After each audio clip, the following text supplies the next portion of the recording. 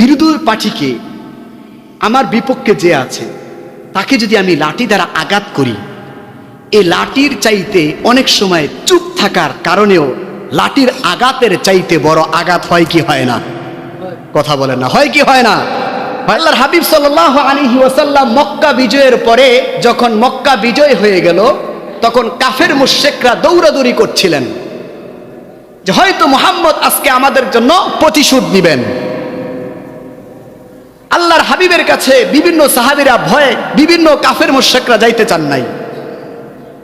কিছু কিছু কাফেরদেরকে আল্লাহর হাবিব সাল্লাল্লাহু আলাইহি ওয়াসাল্লামের কাছে জোর করে পাঠানো হয়েছে। আল্লাহর হাবিব সাল্লাল্লাহু আলাইহি ওয়াসাল্লামের আপন চাচা সাইয়্যিদনা আমির হামজা রাদিয়াল্লাহু তাআলাকে যে হত্যা করেছিল, শাহাদাত করেছিল, ওই ব্যক্তি আল্লাহর হাবিবের কাছে যাইতে চান নাই। আল্লাহর হাবিব এর কাছে যখন গেলেন তখন তিনি তাদেরকে ক্ষমা করছেন কি করেন নাই? জোরে বলেন, করছেন কি করেন নাই? আরে কথা বলেন, করছেন কি করেন নাই? তিনি কাফের মুশরিকদেরকে ক্ষমা করে দিয়েছেন। আপনি আমি কতদিনের নির্যাতন সহ্য করেছি, কিন্তু আল্লাহর হাবিব একবার নয়, দুইবার নয়, তায়েফের ময়দানে তিনবার অজ্ঞান হয়েছেন। তারপরেও তিনি যদি ক্ষমা করে দিতে পারেন, তার উম্মত আমরা কি ক্ষমা করতে পারি না? জোরে বলেন, পারি কি না? সবাই কথা বলবেন। যারা চুপ করে থাকবেন মনে করবো যে আপনাদের মধ্যে এখনো হিংসাটা আছে। চুপ করে থাকার কোনো এখন সময় না। দেখেন, অনেক সময় বিরোধী পার্টিকে আমার বিপক্ষে যে আছে তাকে যদি আমি লাঠি দ্বারা আঘাত করি, এই লাঠির চাইতে অনেক সময় চুপ থাকার কারণেও লাঠির আঘাতের চাইতে বড় আঘাত হয় কি হয় না? কথা বলেন না, হয় কি হয় না? হয় না? এই সমাজটা কার? আপনাদের না? এই সমাজের মধ্যে আপনারা বসবাস করেন না? আরে কালকে যদি বলে হুজুর আপনার চাকরি শেষ, আমি গাটা উঠ, কিন্তু এই সমাজ কার? এই সমাজের মধ্যে থাকবে কারা? একটা কথা মনে রাখবেন, নির্বাচন নিয়ে একে অপরের মধ্যে মন কষাকষি হবেই।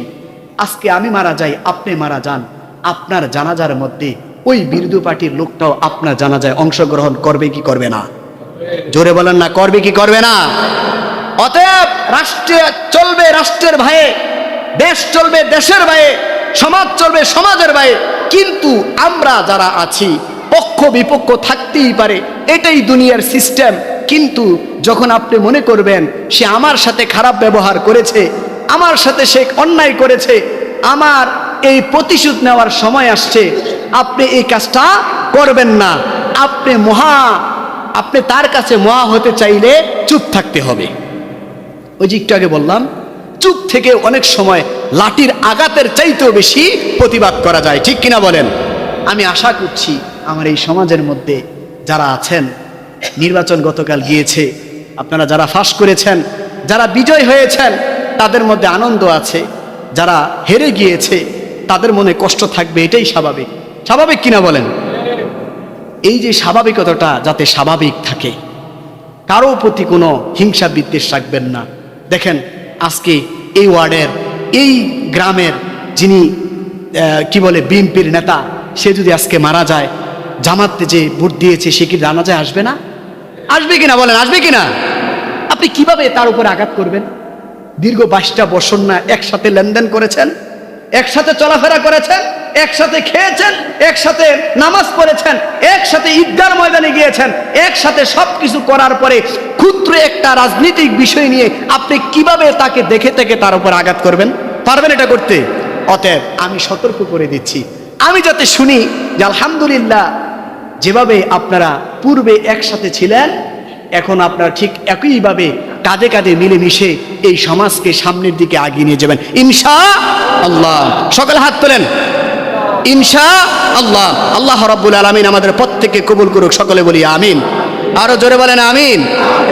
আরেকটা কথা, মা বাবার দোয়া কবুল হয় কি হয় না? জোরে বলেন, হয় কি হয় না? শোনেন, 17 বছর পরে, 22 বছর পরে আজকে একজন ক্ষমতায় গেছে, গেছে কিনা?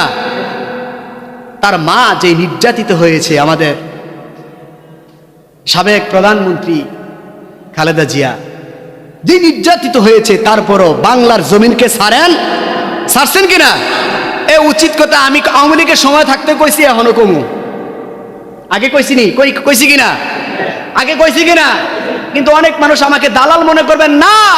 আমি ভোটই তো দেই নাই, আমি কিসের দালাল? আমি ভোট দেই নাই, মুখ খুলে বলতে পারবো কেন দেই নাই। কেন দেই নাই? আমি আমার ভোট যাকে ইচ্ছা তাকে দিব, ঠিক কিনা বলেন? আমার মন চাইলে আমি দেই নাই।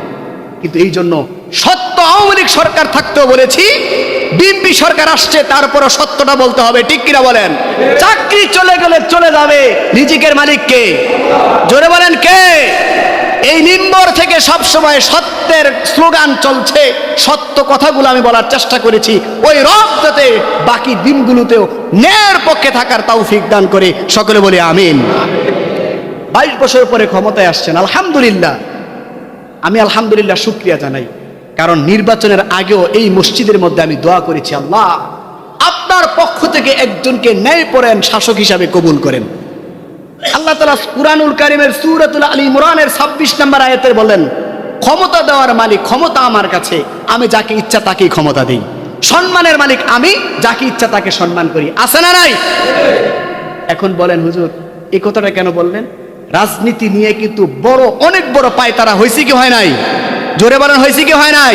কেউ কি চেষ্টা কম করেছে? কেউ চেষ্টা কম করে নাই। তবে আল্লাহর প্রদত্ত যদি আমাদের বর্তমান প্রধানমন্ত্রী জনাব তারেক রহমান যদি হয়ে থাকেন, তাহলে এই মসজিদের এই বার্তায় আমি দুইটা কথা বলবো।